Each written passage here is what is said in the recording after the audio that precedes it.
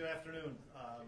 Excited about getting a big road win on Saturday. It was a really hard-fought game, and things don't. It's college football. Things don't go always as scripted as everybody sometimes thinks. And both offenses were really good, and both defenses weren't as good.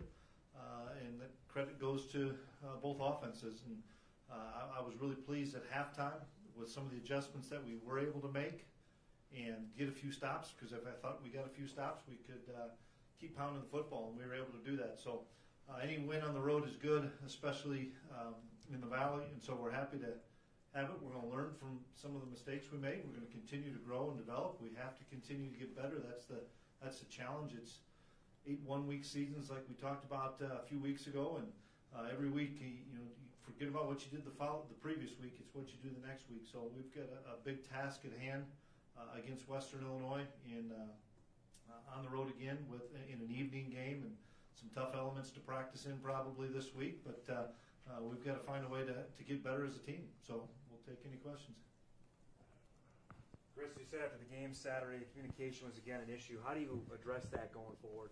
Well, you emphasize more in practice for starters, rather than taking it for granted, I should say. I think sometimes we just assume a lot of times that we've played with each other so much, and we talked about it as a staff of seeing the nonverbal communication on film, hearing it on the field, something that we have to continue to stress with our defensive guys. I know we'll make a big point of emphasis this week to do that. It hopefully will be a situation where we can communicate on the field even a little bit easier down in Macomb, but something that we have to strive to get better at, because it's not something where, in my mind, we have good enough talent, we have good enough scheme. We just got to get clicking on all cylinders. If you're without Wimbush, is that a situation where maybe you could see Robbie play a little nickel and involve Tutsy or pull? Yeah, we're talking about that right now, Ross. Whether it be that situation, I just hate to take James and Robbie off of something that you're really good at. Does it mean Marquise Bridges or Jalen Allison or Jackson Brown even plays there with us continuing to move Jabril inside? It really hurt us in that early in that game when we lost Wimbush, because we just didn't take nothing from away from Northern Iowa. They did a good job, but we ended up getting stuck in our base defense the entire game, and wouldn't want that to happen. We've got to address it, though. What is the injury situation for you guys? We actually came out of this one, I think, fairly good. Des Kane is banged up. He has an oblique injury as well as a shoulder injury, so he'll be probably pretty questionable this week. He's the only one from this game. We haven't practiced yet. I'm hoping Ty is closer. I'm hoping Gindorf is closer. But in the same respect, we have to continue to make sure that we're in this thing for the long haul. And if Ty isn't, then we have to roll with the guys we have, and so that we can have him for the long haul. But I'm hopeful that Ty and Gindorf will be closer. So Wimbush, you anticipate his? I anticipate him being okay. Okay. Back-to-back starts where you found yourself down on the scoreboard. What's kind of the remedy to get a faster start this week in Macomb?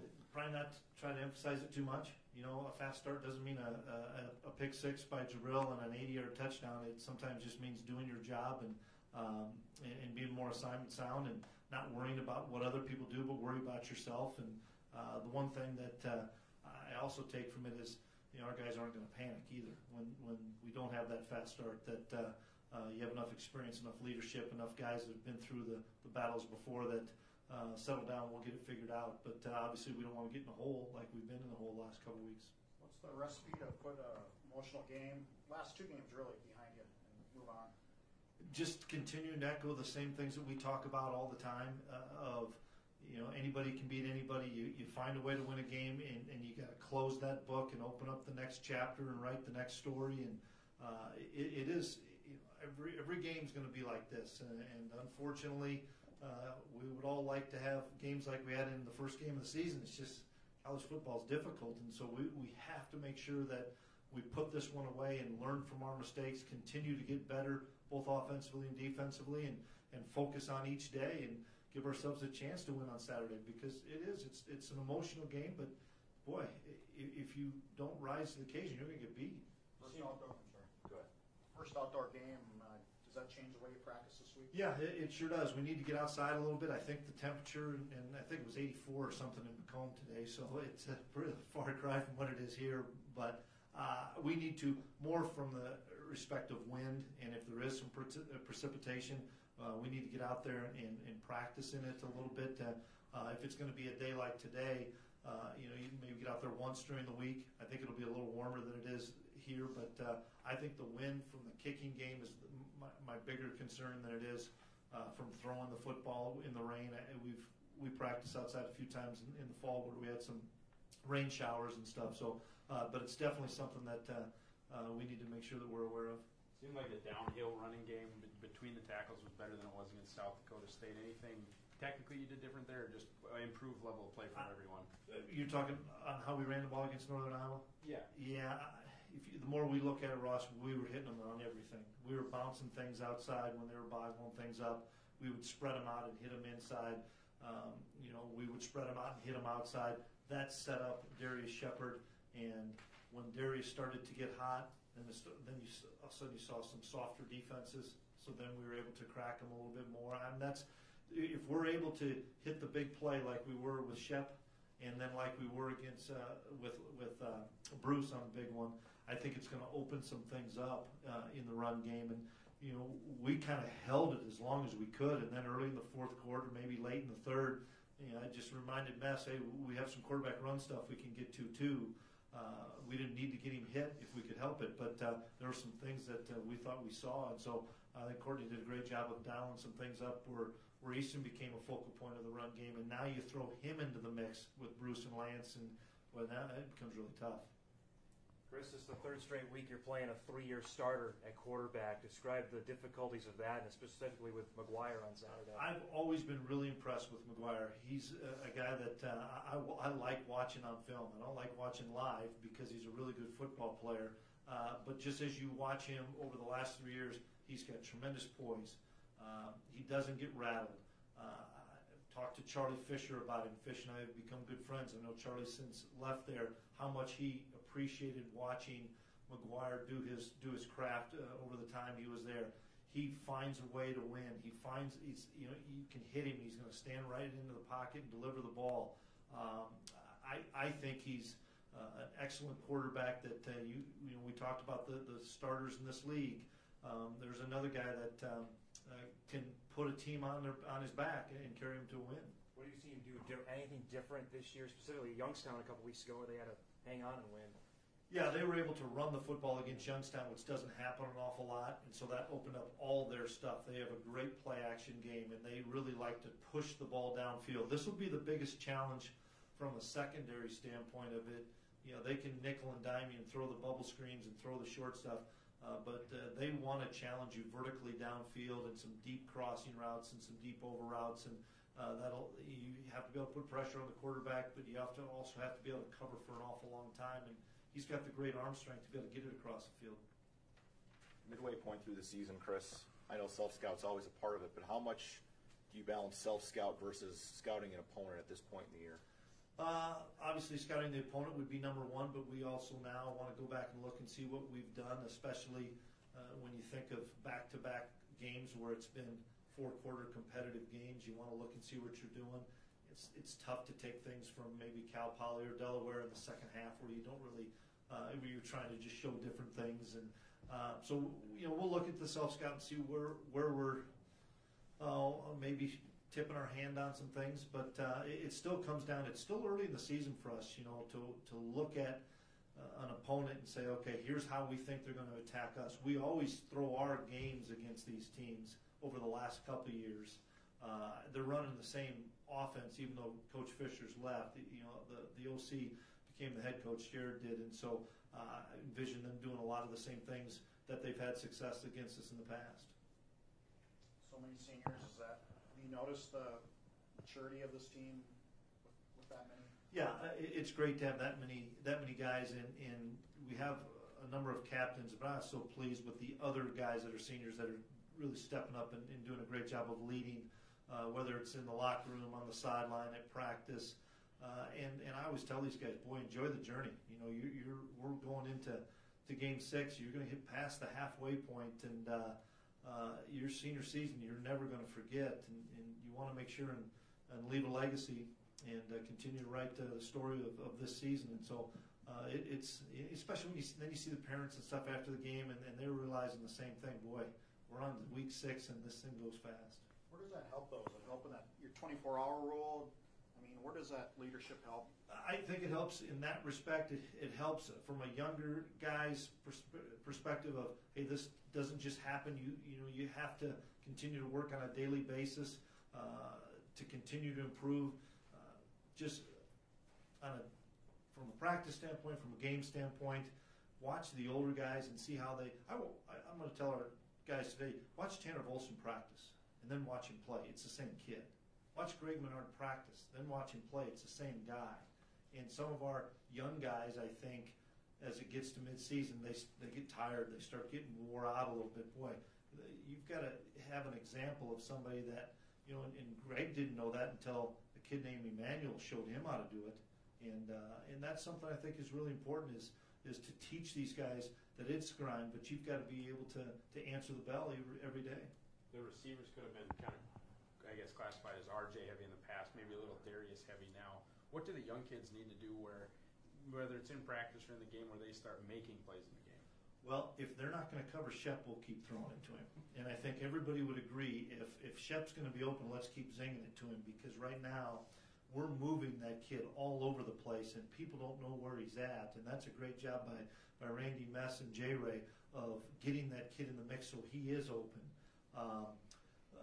It's just gaining confidence with Easton under center and Easton to say, hey, I thought Christian Watson made as good a play as it was in the game in a critical situation and caught it 3 yards before a first down, punched the guy and got around for a first down. That was a big play for us, and Bruce made a big play. But we're going to go where the football tells us to go, where the play tells us. But when people are leaving Shep uncovered, well, he's a tough matchup. Seems like every year we talk about every other year we talk about how tough it is to play at Macomb. Do we make more of that than it's really worth? I think it's more the travel than it is anything else. You don't fly into Macomb. You fly an hour and a half, hour and 45 minutes away, and then have to bus in either the day of or the next day. And we're going to try a new place to stay that's a little bit closer this year. That's maybe an hour away rather than an hour and 45 minutes away. That's making a big deal. But I think the 6 p.m. start at night is another thing that we haven't experienced yet this year. So we'll do some things on Saturday morning from a walkthrough standpoint to get them moving around a little bit. Every kid wants to play in the afternoon. That's when college football is meant to be played, and so it's a challenge maybe a little bit. That's where, to Jeff's point, you get a bunch of seniors that have done this. 2 years ago we did this 6 o'clock back to back with Western Illinois and Northern Iowa, and that was hard. This is just one of them. Lock into the details, lock into what your job is, and there are no excuses. You have to be ready to roll come 6 o'clock. Chris, you've been really good at night, though, since you've been here. I know you're not going to give away the kitchen sink on that, but what in your mindset has allowed that success to be there? For starters, I didn't know if we were good at night during the day. I don't have any idea. You guys know that way better than I do. Maybe the routine, just same thing. The routine on the road is more than anything, because we're not playing night games here anymore, thank heavens. And so when you're on the road, it's just, here's what we do. We get up in the morning, we have our chapel or mass, and we go right to special teams meeting, right to a walkthrough. So we get them locked in, give them 2 or 3 hours to relax and watch a little bit of football, bring them back in early afternoon, have another quick walkthrough. Kramer will get them stretched out and move them around a little bit, roll to the stadium, and then it's time to play football. You've given Coach Mess a couple of praises so far. How much have you seen him grow in his role over the last year? Well, he's a really good football coach, and he keeps putting his own stamp on things here and there. It was good. The play that we ran with Bruce, we ran in the 80s at Northern Iowa on a pass play, and that's a play from old past. But we're running so many 2-back sets with Lance and Bruce. It was great. He did a great job of remembering, hey, this is a tough thing to handle, and it is a tough thing to cover. And I think our ability offensively to be under center and run the football And Coach Riley's got the Rams playing really high level, and T-Will's got the crew chiefs playing high level. For us to be able to do that and then get into a shotgun formation and you not know if we're going to run inside, run outside, and run with the quarterback makes us difficult to defend. And if you're going to rush the ball for 300 and some yards, I don't care if we ever throw it. It's more demoralizing to get and not be able to stop the run than it is to not be able to stop the pass, because the time keeps going over too from an offensive standpoint. So we have to have good balance. And what I mean by good balance is keep them off schedule. If that means we're throwing it 15 times, but they're explosive plays, I don't know what our per catch or per attempt. I know it was really high on Saturday. If you're doing those things, you're having good balance. I know you probably don't need to remind the guys about this, but the results Saturday, James Madison losing, South Dakota State being taken to overtime, is that just another reminder that craziness happens every Saturday? It's a reminder to you, Dom, that, it is, yeah. That's probably McFeely probably isn't back from there. They won't let him out. They never let him go back there. Indiana State goes to South Dakota State. You fueled Dunn, right? Sure. But it is. It's hard. College football is hard to script. And that's why this game is so great. You just never know what you're going to get. You think you maybe know the outcome. We think we know. No, but did we think we were going to get into a 56-31 game against Northern Iowa? No. But do you think Indiana State, South Dakota State, did you guys have that as an overtime game in the upper 40s? Nobody does. That's what's great about college football is you can't script any of these things out. It's 18 to 22-year-olds that are coming with a different mindset every day that you have to try to challenge to make sure their mindset's going in the right direction so they can be successful together. That's where the senior leadership, that's when your veterans have to come to the forefront and lead your football team, and that's fun. I didn't see all those scores. I didn't know until I talked to Jeremy that Montana had lost. I didn't know Weber had lost. Those are, every week's going to be something different, and that's why every game is pivotal as you move forward. You mentioned giving the players time when you have a night game to watch other teams play. How much do you guys get a chance to watch other teams play? Pick off, things that you see on TV. Well, I think you always do a little bit. Saturday evening, I like to watch some things, especially some of the, I like watching Notre Dame now because I'm familiar with Clark Lee and what he's doing defensively there, and I think they have a really good team. I like to watch what he's doing. I like to watch what George is doing and Clemson's doing because I have some familiarity. Same with, I know that our defensive staff that met with those people. I know that our offensive staff. Why it's fun to just maybe see what other teams are doing or see what you can't see if you can kind of visualize what you believe is what the whole structure is because you don't have the all-22 camera. But we like watching it just like a lot of people will watch us and give us a call and say, hey, what were you running there? Thanks.